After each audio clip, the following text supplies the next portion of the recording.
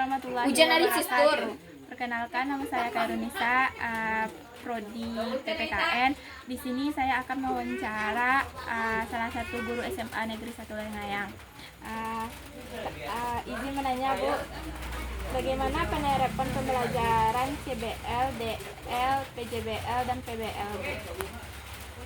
Kalau pembelajaran CL itu yaitu penerapan cooperative learning itu menyampaikan tujuan dan memotivasi siswa dalam pembelajaran. Contohnya membimbing siswa itu dalam menyelesaikan suatu pelajaran. Contohnya pembelajaran Pancasila, siswa itu dibimbing untuk bagaimana sila-sila Pancasila itu, dan contoh-contohnya misalkan sila pertama Pancasila, ketuhanan yang Maha Esa.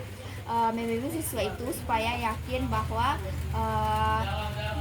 yang Tuhan itu hanya satu. Contohnya kalau umat Islam itu melaksanakan sholat 5 waktu sehari semalam.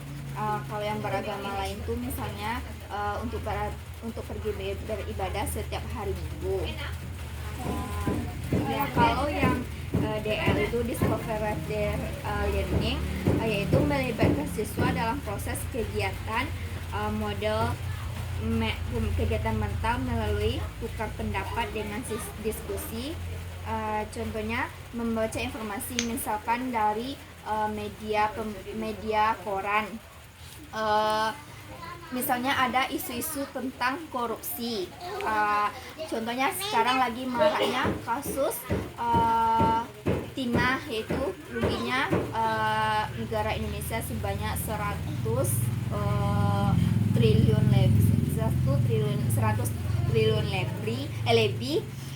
Itu bisa siswa dapatkan dari media koran. Apalagi sekarang zaman sudah canggih, siswa itu bisa mendapatkan informasi melalui televisi, HP, dan siswa itu bisa menyampaikannya langsung dan melibatkan langsung pasal-pasal apa yang melibatkan mereka itu kena korupsi. Misalnya adanya undang-undang yang menyebabkan mereka itu ditahan selama 20 tahun penjara.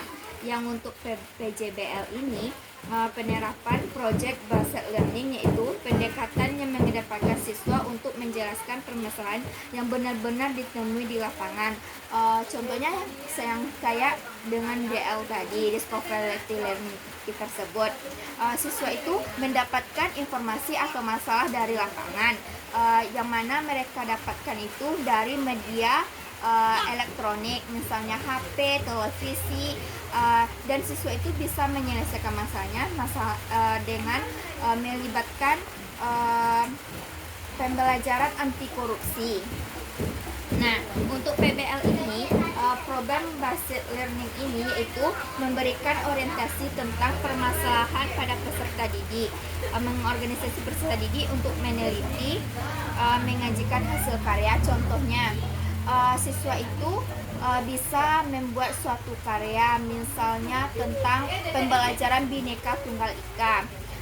Kita di Indonesia ini kan banyak pulau, jadi mereka itu bisa membuatkan suatu karya, bisa melalui kayak PowerPoint atau media lainnya, seperti membuat rumah adat dari berbagai stick.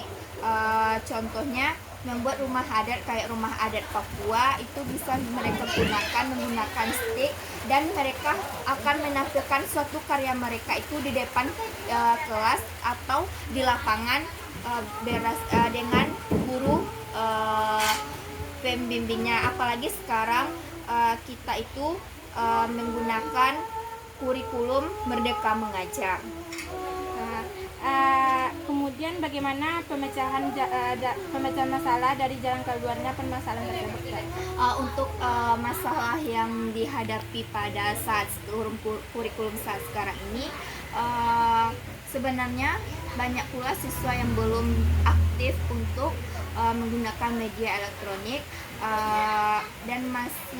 dan guru pun masih belum mahir menggunakan media elektronik. Jadi perlunya bimbingan dari guru untuk siswa, dan siswa itu dituntut untuk aktif dan belajar lebih giat lagi menggunakan baik itu media elektronik atau media lainnya. Kemudian yang terakhir ya, bagaimana seharusnya pembelajaran PPKN ditetapkan di SMA Negeri 1 Layang-Layang?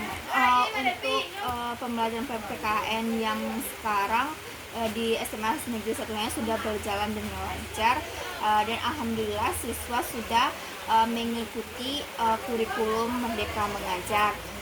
Adanya karya-karya yang dihasilkan oleh siswa tersebut, baik itu dari media kayak PowerPoint atau media yang didapatkannya dari misalkan dari lapangan seperti koran, dan mereka bisa menggunakan media itu seperti menggunakan stick itu di depan kelas dan melakukan dulu kerja kelompok, dan siswa itu dibagi pula menjadi kelompok. Nanti pas akhir semester 1 atau akhir semester 2, hasil karya mereka tersebut ditampilkan di lapangan sekolah.